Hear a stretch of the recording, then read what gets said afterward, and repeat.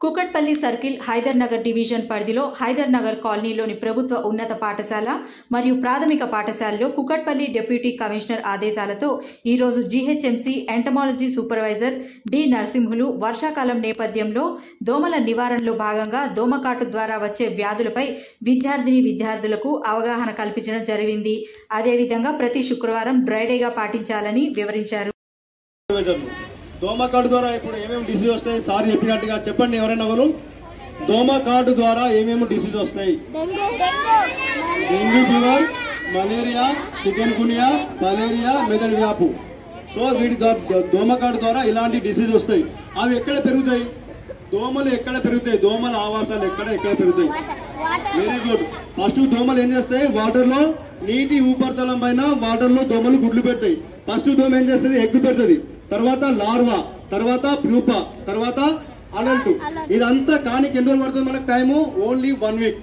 1 week లో compulsory మనం చూడాలి. ఫస్ట్ దోమలు ఎక్కడ పెడతాయి? వాటర్ లో. మన ఇంటి పరిసరాలు ఉంటాయి కదా, మన ఇంటి పరిసరాల్లో ఉండే డ్రమ్ములు కానీ, కూలర్ కానీ, టైర్ కానీ, రోళ్లు కానీ, కొబ్బరి బొండాలు కానీ ఇందాక సార్ చక్కగా వివరించారు నాకు. సో సార్ కొద్దిగా అవగాహన ఉంది. సో మీరు మీ ఇంటి పరిసరాల్లో డ్రమ్ములు కానీ, కూలర్ కానీ, రోలు కానీ, టైర్లు కానీ ఇలాంటి పాత్రలు, నీటి నిల్వలు ఉండే పాత్రలను ప్రతి వారానికి ఒకసారి తనిఖీ చేయాలి. తనిఖీ చేసి ఫ్రైడే, దాన్ని ఏమంటారు? Friday dry day. ప్రతి శుక్రవారం ఏం చేయాలి?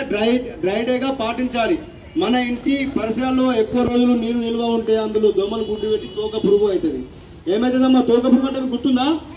ప్రతి ఒక్కరికి తెలుసు తోక పురుగు అంటే. ప్రతి ఒక్కరికి తెలుసు. కాబట్టి మన డ్రమ్ములలో ఉండినేటి తోక పురుగులే రేపటి దోమలు, మన కూలర్లో ఉండినేటి తోక పురుగులే రేపటి దోమలు, మన రోళ్లలో ఉండినేటి తోక పురుగులే రేపటి దోమలు. సో మన టైర్లలో ఉండినేటి తోక పురుగులే రేపటి దోమలు. కాబట్టి మన ఇంటి పరిసరాల్లో నీరు నిల్వ లేకుండా కంపల్సరీ చూసుకోవాలి. ఆరోగ్యమే మహాభాగ్యము. చాలా మంది చాలా నెగ్లెక్ట్ చేస్తారు. చాలా మంది ఇప్పుడు